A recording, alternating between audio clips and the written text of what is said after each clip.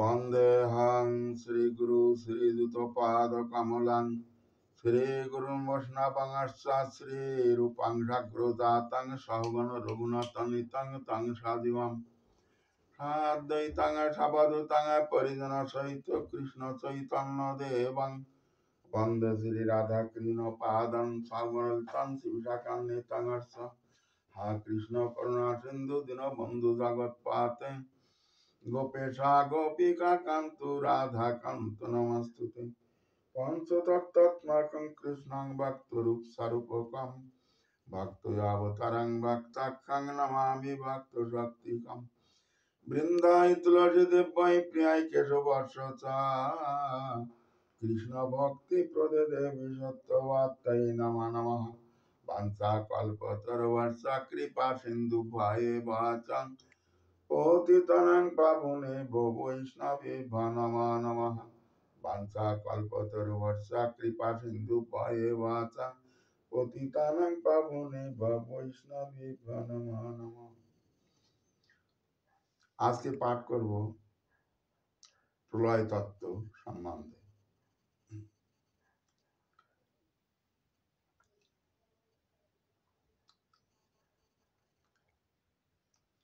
বহু লীলা মধ্যে প্রভুর মৎস্য লীলা সার, সেই কথা শুনো রাজা বড় চমৎকার। সুখদেব গোস্বামী বলছেন, হে মহারাজ পরীক্ষিতকে, হে মহারাজ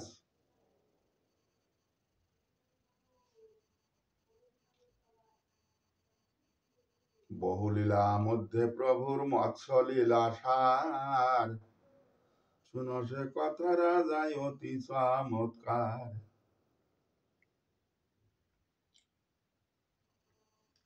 তেজিয়া সৃষ্টির কার্য সেই বিধিবার, বিশ্রাম লইতে যান নিদ্রায় কাতর। ব্রহ্মা নিদ্রায় রুদ্র করেন সংহার, যখন ব্রহ্মা নিদ্রা যান তখন রুদ্র অর্থাৎ শিব প্রলয় কাজ শুরু করে দেয়। তা তো ঘন ঘন তো ঘুম পড়ে না, দিন সারা হয়ে গেলে তবে সে একটু ঘুমোয়।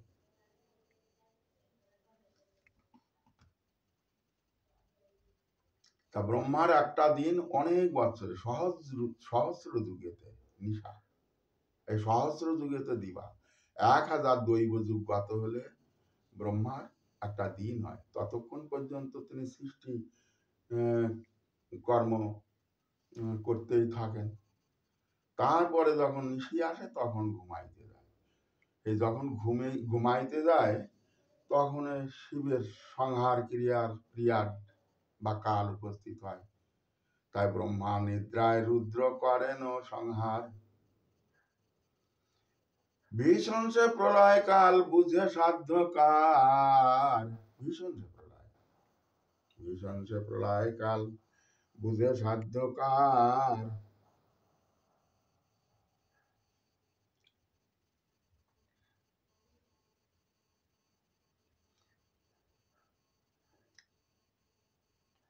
কিছু মাত্রই অবশেষ আছিল সৃষ্টির, সেই কালে মৎস্য লীলা ঘটে পাণ্ডুবীর।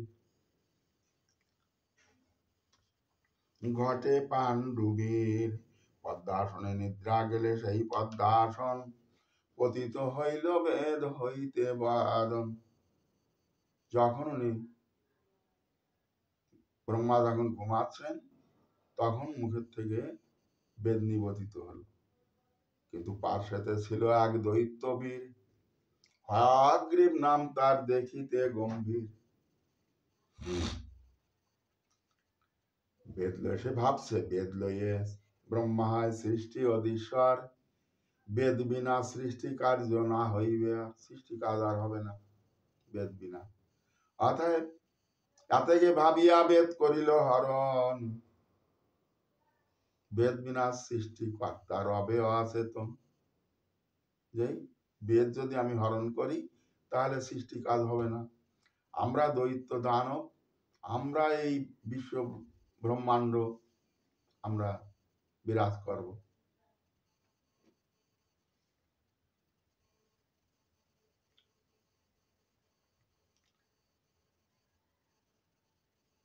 বেদ লয়ে ব্রহ্মায় সৃষ্টি অধীশ্বর, বেদ বিনা সৃষ্টি কার্য না হইবে আর। বেদ নিয়ে পালিয়ে গেলেন। কৃতমালা নামে নদী ব্রহ্মাণ্ড ভিতর, প্রলয় কালের বেগ দেখা যাচ্ছে তাতে বিস্তর। কৃতমালা নামে নদী ব্রহ্মাণ্ড ভিতর, প্রলয় কালের বেগ তাহে খরতর। নদীতে হুম হুম করে জল বেড়ে উঠছে এবং জলের দাপট দর্শন করে মহারাজ তখন চিন্তা করছেন যে কি হলো, প্রলয়, এই যে প্রলয়ের অবস্থা, তাই তখন চিন্তা করছেন। কৃতমালা নামে নদী ব্রহ্মাণ্ড ভিতর, প্রলয় কালের বেগ তাহে খরতর। তার তীরে ছিল মনু নামে সত্যব্রত, প্রলয় নিকটে হেরি তর্পণে নিরত। তর্পণ করতে, পিতৃমাতৃ তর্পণ করবার জন্য বসেছে। হেনকালে নদীর জল অঞ্জলিতে নিল, হস্ত মাঝে একটি সবরি দেখিতে পাইল। ক্ষুদ্র একটা মাছের পোনা চিলবিল চিলবিল চিলবিল চিলবিল করে বেড়াচ্ছে। ফেলিবার লাগি রাজা উদ্যোগ করিল, ফেলিও না বলে মৎস্য কাতর হইল। মৎস্যটা কাতর হলো, মহারাজ মহারাজ আমাকে ফেলবেন না, আমি ক্ষুদ্র মৎস্য, বড় মাছে আমাকে খেয়ে ফেলে দিবে, আপনি আমাকে রক্ষা করুন মহারাজ, আমাকে রক্ষা করুন।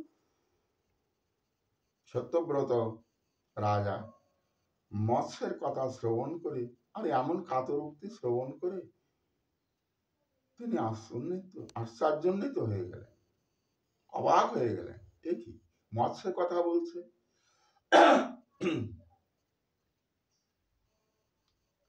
অবাক হয়ে গেলেন মহারাজ। ঠিক আছে, উনি বলে কমণ্ডলুতে মৎস্যটা রেখে দিলেন, মৎস্যতে কমণ্ডলের মধ্যে রেখে দিলেন। দিয়ে উনি আবার তপস্যায় নিরত হলেন। ওই মৎস্য ওর ভিতরে এক পাক ঘুরে এসে মহারাজ মহারাজ আমাকে অন্য বড় পাত্রে রাখুন, আমার এর ভিতরে দেহ ধরছে না। উনি তাকাই দেখেন সেই কমণ্ডলু জুড়ে গেছে, বেশ একটু বড় হয়ে গেছে, কমণ্ডলু জুড়ে গেছে। এই না দেখে মহারাজ তখন চিন্তা করছে, আচ্ছা ঠিক আছে, চলো তুমি আমার রাজভবনে চলো। আমার রাজভবন তো কখন দেখনি, আমার রাজভবন বিরাট রাজভবন, সেখানে বড় বড় পাত্র আছে, তোমাকে সেখানে রেখে দেব। রাজভবনে গেলে, এই প্রহরী, একটা বড় পাত্র নিয়ে আসো তো, এই মাছটাকে ওর ভিতরে জল দিয়ে রেখে দাও। প্রহরীরা সঙ্গে সঙ্গে বড় একটা গামলা নিয়ে আসলো এবং তাতে জল ভর্তি করে ওই মৎস্যটাকে ঢেলে দিল। মহারাজ দেখতে দেখতে ওই এক পা ঘুরিয়ে আসছে, চিলবিল চিলবিল চিলবিল করে এক পা ঘুরিয়ে এসে পাত্র জুড়িয়ে গেছে। মহারাজ মহারাজ আমাকে অন্য কোনো বড় পাত্রে রাখুন, আমার এর ভিতরে দেহ ধরছে না। উনি আশ্চর্যান্বিত হয়ে গেলেন, এতক্ষণে সেই মৎস্য বিরাট হইল, মৎস্য নহে নারায়ণ অন্তরে জানিল। তবে রাজা কহে তারে করি নিবেদন, কি হেতু দর্শন ওরে দিলেন নারায়ণ। এবার মৎস্য অবতার বলছেন, সম্মুখেতে হারো রাজা ভীষণ প্রলয়, 7 দিন অবশিষ্ট এই সৃষ্টি রয়, 7 দিন পরে হবে ভীষণ প্রলয়। জীব জন্তু আদি তাহে হইবে কেলয়। সব ধ্বংস হয়ে যাবে, শুধুমাত্র আমি সেই কালে হইয়ে সচেতন, মৎস্যরূপে আকার নবে করিব ভ্রমণ। আমি মৎস্যরূপে, বিরাট মৎস্যরূপে আমি ওই একটা সাগর হয়ে যাবে, এই বিশ্ব ব্রহ্মাণ্ড জগৎ জুড়ে একটা সাগর হবে, তাতে আমি ভ্রমণ করব।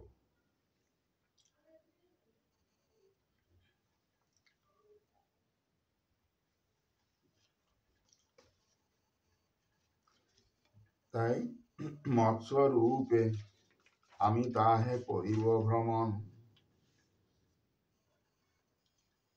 পুনর্বার সৃষ্টি কালে প্রজার সৃজনে, তোমারে বাঁচাবো আমি ঋষি সন্নিধানে। পুনর্বার যখন আমি সৃষ্টি কার্য সম্পাদন করব, তখন তোমাকে আমি বাঁচিয়ে নিব। যখন প্রলয়ে কাজ হবে আরম্ভন, তরিয়াকে পাঠাইব তোমার কারণ। সত্যব্রত রাজাকে বললেন মৎস্যাবতার, যখন প্রলয় কাজ আরম্ভ হয়ে যাবে তখন তরিয়াক পাঠাইব তোমার কারণ।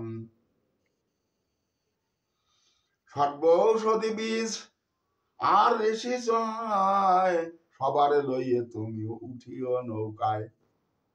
নৌকায় উঠিও সবাই, বীজ, সব বস্তুর বীজ আর কতগুলো ঋষি, তোমার যাকে যাকে মনে লাগে কতিপয় ঋষিদের নিয়ে তুমি নৌকায় উঠিও। ভীষণ প্রলয়ে যাবে হবে একাকার, রবি শশী লোভ হবে ব্যাপ্ত অন্ধকার। প্রলয় কাল আরম্ভ হয়ে গেলে রবি শশীও লোভ হয়ে যাবে, ও জ্যোতি থাকবে না, ব্যাপ্ত হবে ঘোর অন্ধকার। অগণন বজ্রনাথ প্রলয় পাবন, অবিরত বজ্রনাথ, বজ্র পড়বে অবিরত। প্রলয় পাবন, প্রলয়ের যে ঝড়, সে ঝড় তো ভীষণ ঝড়, প্রলয়ের ঝড় অবিরত হবে ভূকম্পন। আবার এই ভূকম্পন হবে, ভূকম্পন হুড় মুড় করে ভাঙচুর আরম্ভ হয়ে যাবে। একবার উঠবে একবার পড়বে, এপার ভাঙবে ওপার উঠবে, ওপার এলোমেলো হয়ে যাবে, সব ভেঙে চুরে হুড় মুড় করবে। তাই বলছে যে অগণন বজ্রনাথ প্রলয় পাবন, অবিরত মহাতেজে হবে ভূকম্পন। দিক হস্তে না রহিবে ভগ্ন কুলাচাল, পঞ্চভূত একাকার মহাকুলাল। পঞ্চভূত একাকার হয়ে যাবে বাবা। পঞ্চভূত কি বাবা? ওই যে ক্ষিতি, অপ, তেজ, মরুদ, বোম, এই পঞ্চভূত সব একেবারে জলের সঙ্গে গুলিয়ে একাকার হয়ে যাবে। তাই বলছেন যে পঞ্চভূত একাকার ভীষণ দর্শন, উথলিবে বাড়েনি ভীষণ আকার।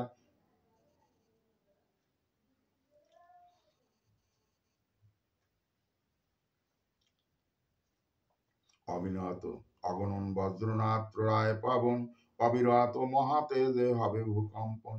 দিগস্তি না রহিবে ভগ্ন কুলাচল, পঞ্চভূত একাকার মহাকোলাহল। তারপরে না রইবে সৃষ্টি চিহ্ন, হবে একাকার, উথলিবে বারিণীতে ভীষণ আকার। সর্বৌষধি বীজ আর ঋষিগণ, সবার লইয়া তুমি নৌকায় করিও আরোহণ। নিপসত্যব্রতে কহি মধুর বচন, অদৃশ্য হইয়া গেল সাগরে তখন। এই কথাগুলো বলে মৎস্য অবতার সাগরের ভিতরে বিলীন হয়ে গেলেন।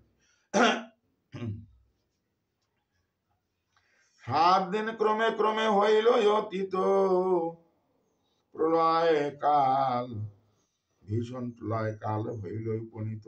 ক্ষিতি হইল জলময়, মাটি জল হয়ে গেল, সব একাকার হয়ে গেল বলে।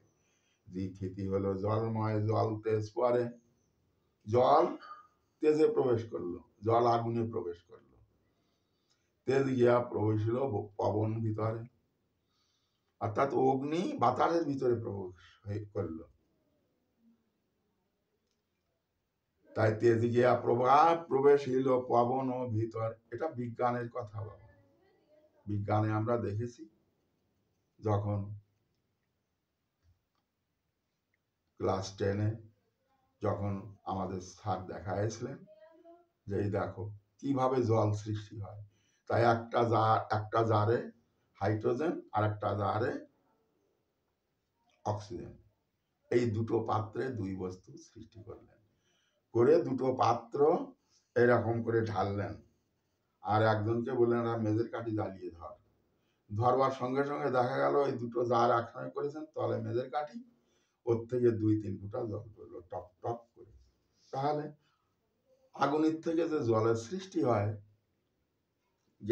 গ্যাস প্রজ্বলন করলে, তা ওই দেখাই দিলেন। তাহলে এই বড় বড় সাগর সৃষ্টি করতে ভগবানের না কত বড় বড় জারের প্রয়োজন হয়েছিল তার তো ঠিক নেই। মনে হয় ভগবানের ইচ্ছায় জল সৃষ্টি, ভগবানের জার লাগে না বাবা। ভগবানের অচিন্ত শক্তির থেকে ওই সাগরের সৃষ্টি হয়েছে বাবা। ভগবানের ওরকম গ্যাসের জার লাগে না। ওই 2-1 ফুটা দেখানোর জন্য বিজ্ঞানীরা আজগবি মতন দেখে মানুষ, তাই। কিন্তু সাগরের জল সৃষ্টি করতে গেলে তাহলে কত বড় বড় গ্যাস জার, ভগবানের লাগে না বাবা। ভগবানের অচিন্ত শক্তির থেকে সব সৃষ্টি। যে শক্তি আমরা চিন্তা করতে পারি না, সেই অচিন্তনীয় শক্তির থেকে এই বিশ্ব জগতের সব সৃষ্টি ভগবান করেছেন। তাই বলছেন একাকার উতলিবে বারিণী দেবী সোনাগা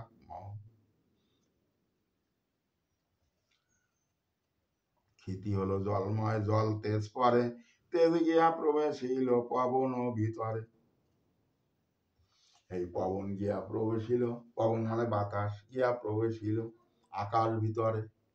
আকাশের থেকে বাতাসের সৃষ্টি হয় বাবা। আকাশ মানে শূন্য, শূন্যর থেকেই বাতাস সৃষ্টি।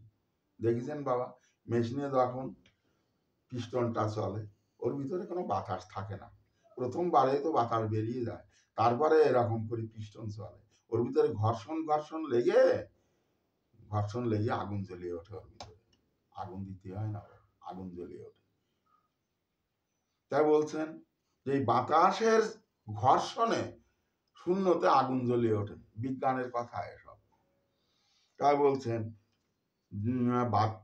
পবন গিয়া প্রবেশিল সেই শূন্যের ভিতরে, মানে আকাশের ভিতরে। আকাশ থেকে বাতাসের সৃষ্টি, বাতাস থেকে আগুনের সৃষ্টি, আগুন থেকে জলের সৃষ্টি, জল থেকে হয়েছে এই মাটির সৃষ্টি। এমনি করে বিজ্ঞানের মত ওই রকম দেখা গিয়েছে। অতএব অগণন বজ্রনাথ বহুকাল গত হইলে প্রলয়ে জাগিল, শুভক্ষণ সৃষ্টি মহাশয় মনুরক্ষিত বিধির দিল ভুবনে, গ্রহণ করিয়া বেদ দৈত্যেরে মারিয়া, প্রদান করেন তাহা বিধিরে যাইয়া। ব্রহ্মা বেদ লইয়া সৃষ্টি করেন তখন। ব্রহ্মা কি করলেন? বেদ নিয়ে সৃষ্টি কাজ সম্পাদন করতে পুনঃ দেওয়া হয়েছে। পরে করেন আরম্ভন, অন্তর্ধান করিলেন তবে নারায়ণ, পুনশ্চ করেন সৃষ্টি কমল আসন। সত্যব্রত অধিপতি হইলেন তখন। সত্যব্রত রাজা তখন অধিপতি হলেন। তখন মৎস্যলীলা তক্ষণে করেন কীর্তন, হরি হরি বল সবে ভরিয়া বাদন। প্রলয় হরির কার্য শুনো দিয়া মন, মৈত্র বিদুর কথা করিব বর্ণন।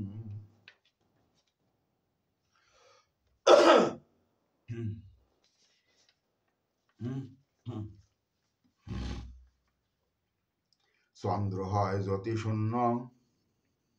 এবার মৈত্র ঋষি বিদুরকে এই প্রলয় তত্ত্বের কথা শ্রবণ করাচ্ছেন। একদিন যে জানতে চেয়েছিলেন, তখন উনি মৈত্র ঋষি বিদুরকেই প্রলয় তত্ত্বের কথা শোনাইছিলেন, যেভাবে চন্দ্র হয় জ্যোতি শূন্য নক্ষত্রের সহ, চন্দ্র হয় জ্যোতিশূন্য নক্ষত্রের সহ, চির অমাবস্যা যেন জগতের গ্রহ, জগতের যত গ্রহ উপগ্রহ সব জ্যোতিহীন হয়ে গেল। চন্দ্র হয় জ্যোতিশূন্য নক্ষত্রের সহ, চির অমাবস্যা যেন জগতের যত গ্রহ, অমাবস্যায় যেমন জ্যোতি থাকে না তেমনি হয়ে গেল। সূর্য হয় জ্যোতিহীন ঘন অন্ধকারে, লোকত্রয় তিরোহিত হয় একেবারে, লোকত্রয় স্বর্গমর্ত পাতাল সব একাকার হয়ে গেল, হইল একাকার একেবারে। হেরিয়া প্রলয় কাল দেব নারায়ণ, ধরেন আপন রূপ নামে সংকর্ষণ, রূপ হয় অগ্নিজ্বালাময় ভীষণ সে রূপ রাশি অগ্নিজ্বালাময়, কোটি কোটি রবি যেন অঙ্গেতে শোভায়। নারায়ণ যখন সংকর্ষণ রূপে সৃষ্টি ধ্বংস করতে মুখগ্নির দ্বারা প্রজ্বলন করলেন অগ্নি, তখন সুদগ্ধ গুমাই পিণ্ড মতন হয়ে গেল এই বিশ্ব ব্রহ্মাণ্ড দর্শন। মুখের অগ্নিতে সংকর্ষণের মুখাগ্নির দ্বারাই বিশ্ব দহন করলেন, তখন কি হলো না গোমাই পিণ্ডের মতন, যেমন হাল পুরাতে গেলে কর্মকাররা, তখন গাড়ি ছিল, এখনো আছে দু একখানা দৈবাতের স্থানে, ওই হাল পুরাতে গেলে ঘুটা দিয়ে জ্বালাইতো, ডগমগ ডগমগ করে জ্বলিয়ে পুড়িয়ে তারপর dog dog dog dog dog dog করতো।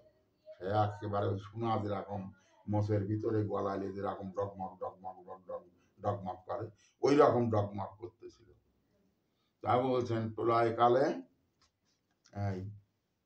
এইরকম অগ্নি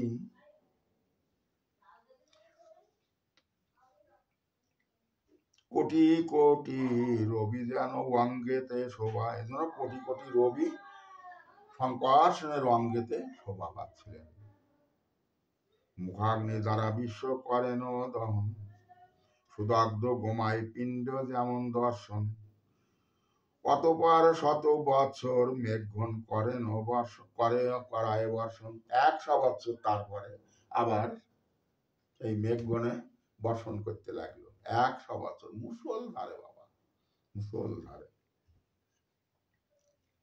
করায় বর্ষণ, ঘন ঘন বজ্রপাত আর ভূকম্পন, পরে হয় জলময় নাহি দিক দেশ, ঘোর অন্ধকারে ব্যপ্ত নাহি তার শেষ।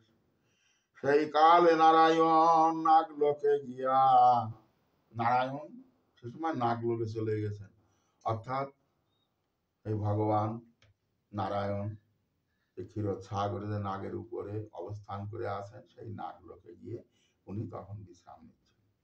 তাই নাগলোকে গিয়া অনন্ত শয্যায় থাকিলেন শুইয়া, হরির নিকটে গিয়া ভৃগু আদি ঋষিগণ, শুদ্ধ নারায়ণ স্তব করে দিবানিশি।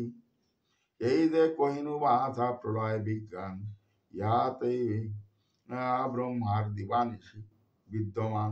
এই যে প্রলয় বিজ্ঞান, এতেই ভগবানের দিন আর রাত বুঝতে পারা গেল।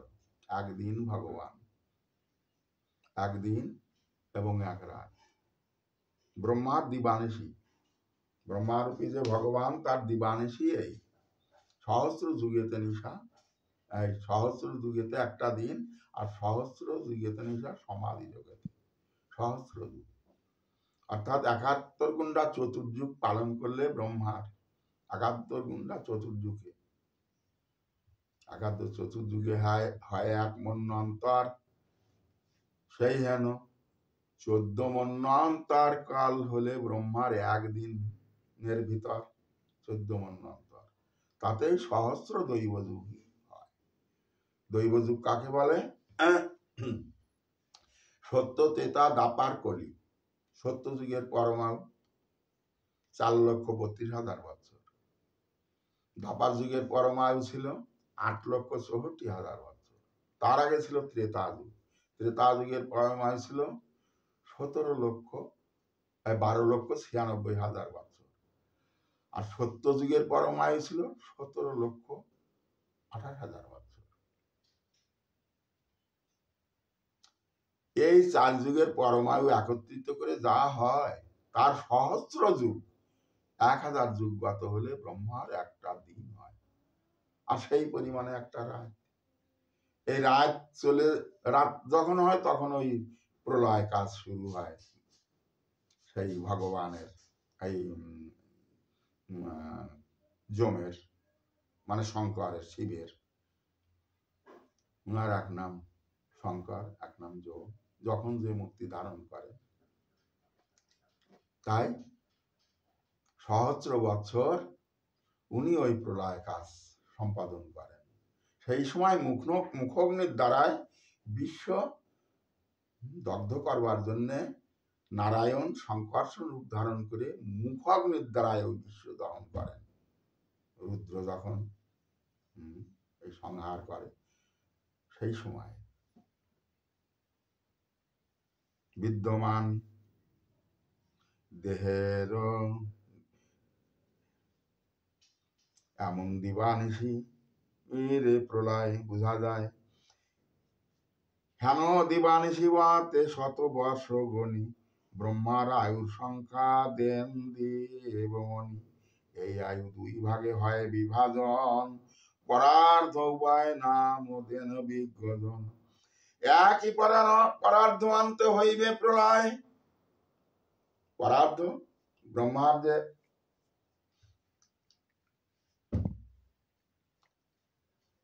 100 বছর পরমায়ু, 100 বছর যে পরমায়ু, তাই বলছে এই আয়ু 2 ভাগে। ব্রহ্মার আয়ুর সংখ্যা 100 বছর। ওই হেন দিনের 30 দিন গত হলে 1 মাস, 14 মন্বন্তর গত হয়ে গেলে ব্রহ্মার একটা দিন হয়। কত যুগ তত বলা হলো। সেই হেন দিনের 30 দিন গত হলে একটা মাস হয় ব্রহ্মার বয়স।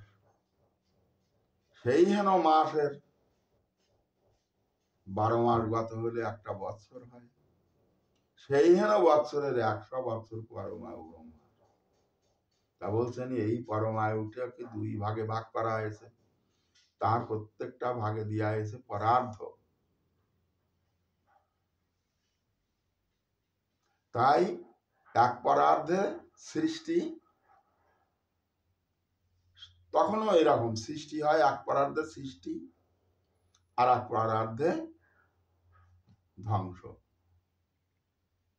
এই পরার্ধে অন্ত হইবে প্রলয়, তাহাকে প্রথমার্ধ জ্ঞানী জনে কয়।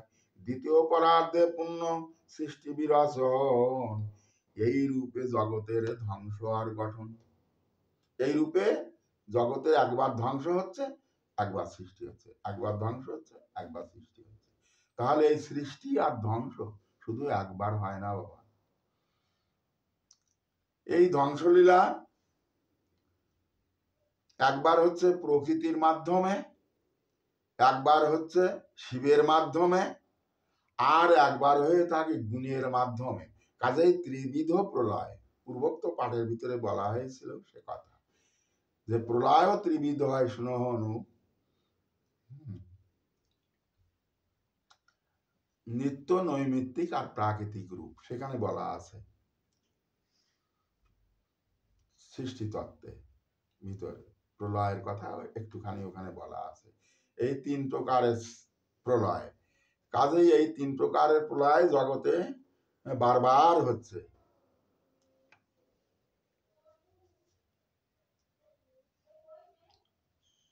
পুনঃ পুনঃ সৃষ্টি বিরাজন, এই রূপে জগতের ধ্বংস ও গঠন। এইভাবে জগৎ ধ্বংস হয় আর গঠন হয়।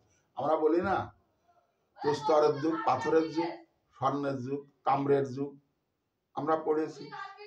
এইরকম যুগ বহুবার আসে আর বহুবার যায় বাবা। আমাদের এই কলিযুগে কত না কি এই এরোপ্লেন সত্য যুগে চলতো, তখন রথ আকাশে উঠতো, তা যুগে মানুষ অবিশ্বাস করত। কিন্তু আজ মানুষ অবিশ্বাস করে না, কেননা প্লেনে চলছে। কাজেই সনাতন ধর্মের যে কথাগুলো সব পুঙ্খানুপুঙ্খ রূপে হিসাব করলে, চিন্তা করলে, বিচার করলে দেখা যায় সব কথাগুলোই সত্য। তাই এক এক যুগে এক এক সময়ে ওই রকম এইরকম বিজ্ঞানের যুগ, এর থেকে চরম বিজ্ঞানের যুগ আবিষ্কার হয়েছে। এই রূপে জগতের একবার ধ্বংস গঠন।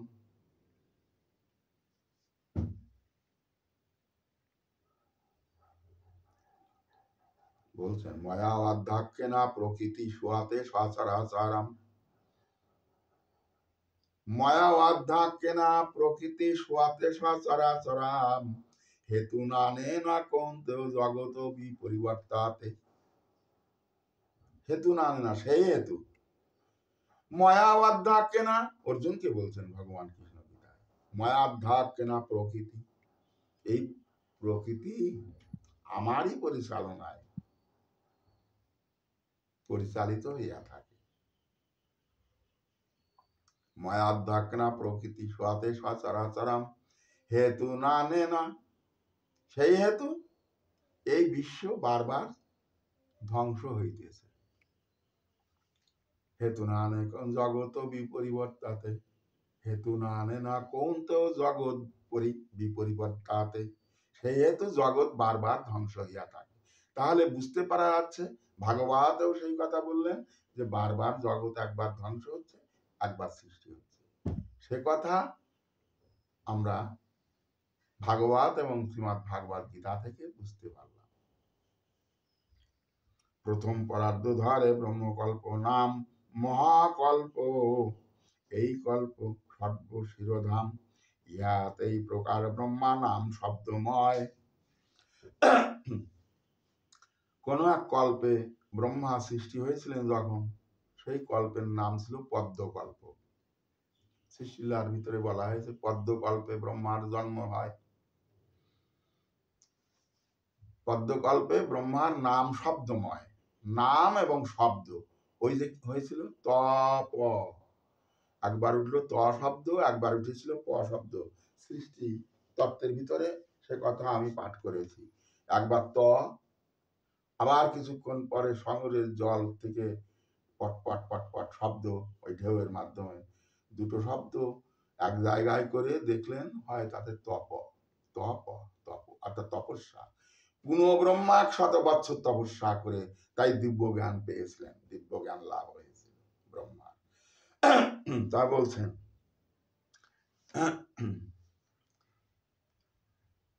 যে মহাকল্প সর্বশিরোধাম, প্রকার ব্রহ্মা নাম শব্দময়, শব্দ পেয়েছিলেন ওই তপ শব্দ। এই কল্প অবশেষে পদ্মকল্প হয়, এই কল্প শেষে পদ্মকল্প বা পদ্মকল্প, সংস্কৃতে পদ্ম বলা হয়, বাংলায় আমরা পদ্ম বলি। পদ্ম, পদ্ম বানা, পদ্ম বা পদ্ম। ব্রহ্মকল্প, পদ্ম পদ্মকল্পে ব্রহ্ম, পদ্মকল্পে প্রজাপতি ব্রহ্ম জন্মলয়। তারপরের কল্পকাল যখন এসেছিল, ওই নারায়ণের নাভি থেকে যে পদ্মটা উঠেছিল, নালটা উঠেছিল, তার উপরে ব্রহ্মার জন্ম হয়েছিল। ব্রহ্মা 4 মুখ জন্ম তখন ওর ভিতরে ওর উপরে হয়েছিল। কিন্তু শব্দটা যখন উত্থিত হয়েছিল তখন ব্রহ্মকল্প বলা হতো তাকে। নারায়ণের নাভি সরোবরে, আর সেই কালে নারায়ণের নাভি সরোবরে তিলক সমান পদ্ম আপনি বিহরে, তিলক সমান পদ্ম দর্শন পেলেন আপনি।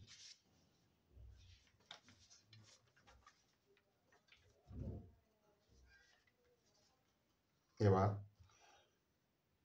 তাহাতেই প্রকাশিত পদ্মাসন হন, পদ্মকল্পে তাহে ব্রহ্মা নামে পদ্মাসন। এই পদ্মকল্পে তিনি আবির্ভাব হয়েছিলেন বলে ওই কল্পটার নাম ছিল পদ্মকল্প। অতএব আমরা বরাহকল্প, নৃসিংহকল্প, মৎস্যকল্প, যদিও বলা হয়েছে বাবা মৎস্য, কুর্ম, বরাহ, নৃসিংহ এই চারটে অবতার সত্য যুগে, কিন্তু একই সত্যেই চারটে অবতার আসে নাই বাবা।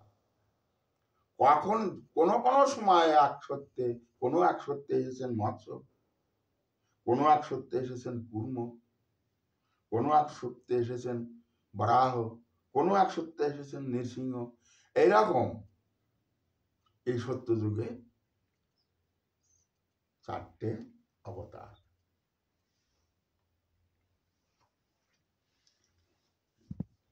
আবার ত্রেতা যুগে তিনটি, এরপরে তিনটা, বামন, পরশুরাম, রাম, এরপরে তিনটা, তারপরে আবার বলরাম, রাম, মৎস্য, কুর্ম, বরাহ, নৃসিংহ, পরশুরাম, রাম, বলরাম, তারপরে বুদ্ধ, বলরাম আর বুদ্ধ, এটা দাপারে। আবার কলিতে এসেছেন, আসবেন কলিতে, কলকি, কলিতে আসবেন কলকি। তাই বলছে তাহে ব্রহ্মা নামে পদ্মাসন, দ্বিতীয় কল্পেতে যেই কল্পেরও প্রকাশ, বরাহ তাহার নাম দিতেছি আবার। ওই দেখুন পরের বার যে কল্পটা আসলো তার নাম বরাহ কল্প। এই সেই আদি কল্পের কথা বর্ণনা করা হচ্ছে, আদি কল্পের কথা। সেই কালে এই হরি হইয়া সুপার, উদ্ধার করেন মহি অতি চমৎকার। যোজনেতে ৫০ কোটি যোজন, যোজনেতে ৫০ কোটি যোজন, আয়াম বিস্তার হয় ২-১ সম। এই ব্রহ্মাণ্ড, এই ব্রহ্মাণ্ড হয় ৫০ কোটি যোজন, আয়াম বিস্তার হয় ২-১ সম, দুটোই একই সমান। আর ৫০ কোটি যোজন আয়াম বিস্তার। প্রলয় বিবরণ, প্রলয় বিবরণ কপিল কর্তৃক ব্রহ্ম মীমাংসা। এবার কপিল দেব এই প্রলয় তত্ত্ব কিরকম ভাবে বর্ণনা করেছেন তাই বলা হয়েছে। যখন হইবে লয় ব্রহ্মাণ্ড সকল, অনন্ত সজ্জায় হরি স্বয়ং কেবল, ভূমি চন্দ্র দুই তবে হইবে কে লয়, সেই হেতু চির সুখী গৃহস্থ না রয়। মানুষ, গরু, জীব, জানোয়ার কেউ সুখী ছিল না বাবা। প্রলয় কালের ট্রিয়াডে যে সমস্ত জীব জগতে আসে তারা বাবা সুখ পায় না। সেই ভগবান হয়, যা চির সুখী গৃহস্থ না হয় সেই ভগবান করে কর্ম, যেই করে ভগবানে কর্ম সম্পাদন। কিন্তু সকল কর্ম যিনি ভগবানের উপরে নির্ভর করেন, সে তো বাবা মুনি ঋষি যারা আছে ভগবানের নিতান্ত ভক্ত, একান্ত ভক্ত, তারা প্রলয়ের কালে কষ্ট পায় না বাবা। তারা কি করে? তাই বলছেন ভগবানে যারা করে কর্ম সমর্পণ, সূর্য দ্বারা হরি স্থানে তারা করায় গমন। সূর্যের স্থানে তারা গমন করে, যদিও জ্যোতি থাকে না, তা সূর্য লোক থাকে, সেই সূর্য লোকে তারা গমন করে।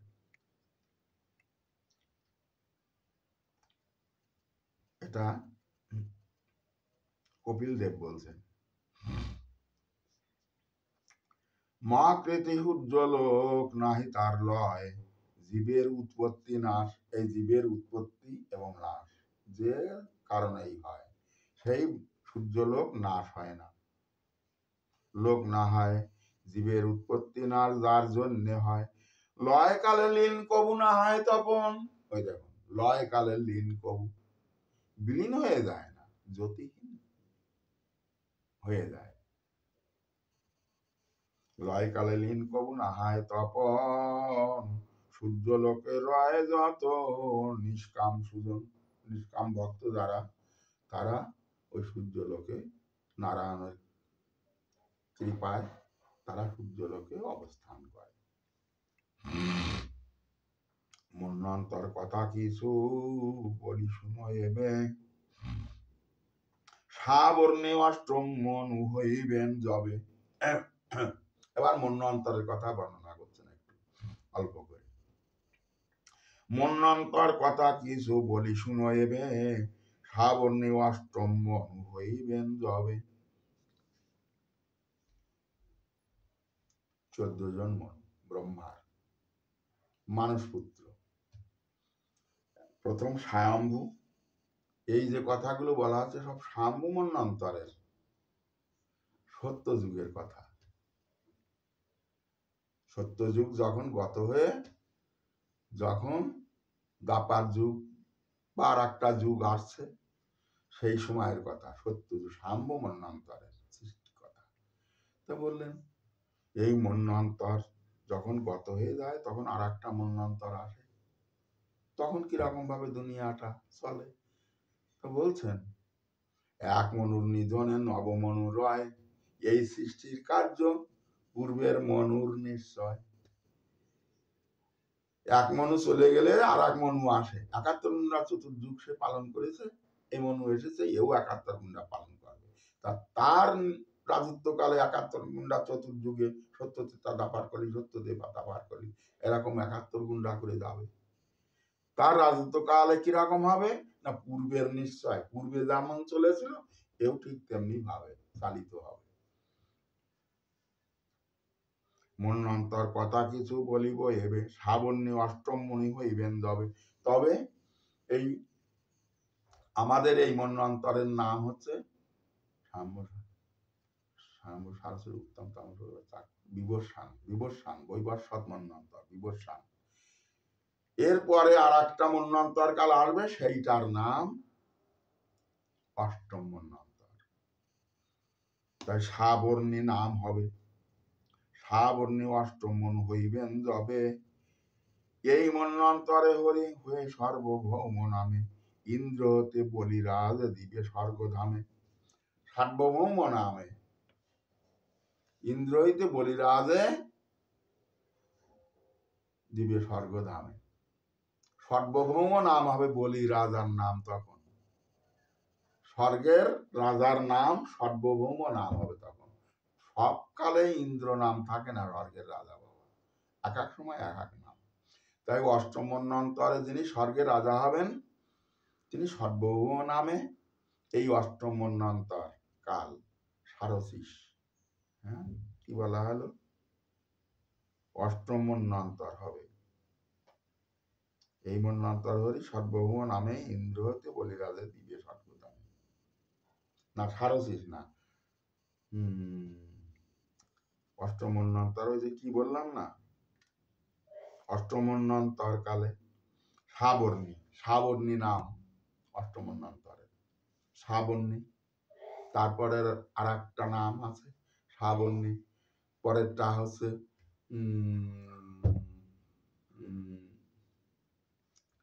দক্ষ সাবর্ণী, তারপরেরটা হচ্ছে ব্রহ্ম সাবর্ণী, তারপরেরটা আত্মতত্ত্ববেত্তা, এরকম করে আর নামগুলো। তারপরেরটা হচ্ছে রুদ্র সাবর্ণী, তারপরেরটা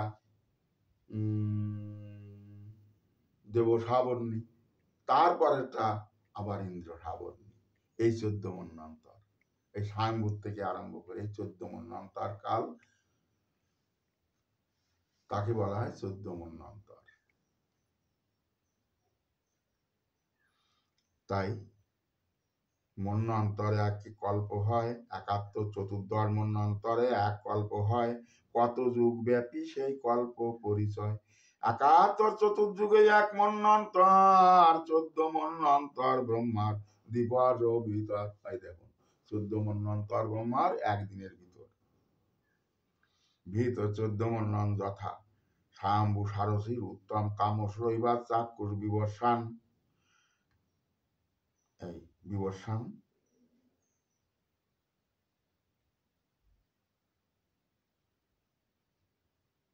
সাবর্ণী, দক্ষ সাবর্ণী, তারপরে দক্ষ সাবর্ণী, ব্রহ্ম সাবর্ণী, আত্মতত্ত্ববেত্তা, রুদ্র শ্রাবণী, দেব শ্রাবণী, ইন্দ্র শ্রাবণী, এই 14 মন্বন্তর। অর্থাৎ যুব অবসানে বেদ লুপ্ত হলে ঋষিগণ সমুদ্ধার করে যথাকালে। 4 যুগ যখন অন্ত হয়ে যায়, এই মন্বন্তরের কালে আবার তো সত্য যুগ হয়। সত্য ত্রেতা দ্বাপার কলি, সত্য ত্রেতা দ্বাপার কলি, প্রতিবার সত্য যুগ, ত্রেতা যুগ, দ্বাপার যুগ, কলি যুগ পার হয়ে গেলে আবার যখন সত্য আসে তখন ওই বেদ সৃষ্টি করে ভগবান। বেদ সৃষ্টি করে, বেদ, পুরাণ, ভাগবত সব আবার সৃষ্টি হয়। তাই 4 যুগ অবসানে বেদ আদি শাস্ত্র আদি লুপ্ত হলে ঋষিগণ সমুদ্ধার করে দেয় যথাকালে, সব আবার উদ্ধার করে দেয়। এতক্ষণে প্রলয় তত্ত্ব, প্রলয় লীলা কথা, মৎস্য অবতার কথা করিলেন শ্রবণ, যাহা শুনি জীবে পায় প্রেম ভক্তিদন। অতএব এতক্ষণে কৃষ্ণ লীলা করিয়া শ্রবণ, জীবগণে পায় শুদ্ধ গত দেহ মন। হরি হরি বল সবে ভরিয়া বদন। এই পর্যন্ত আজকের পাঠ, বিশ্রাম রাখছি। নাও নিয়ে যাও।